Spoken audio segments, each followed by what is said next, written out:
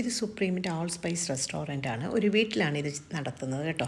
ഇതിൻ്റെ colour combination സൂപ്പറാണ്. പിസ്ത green and of white ആണ് കൊടുത്തിരിക്കുന്നത്. അപ്പോൾ ഞങ്ങൾ ലഞ്ചിനായിട്ട് ഇവിടെ വന്നതാണ്. എനിക്കൊരുപാട് ഇഷ്ടമായി.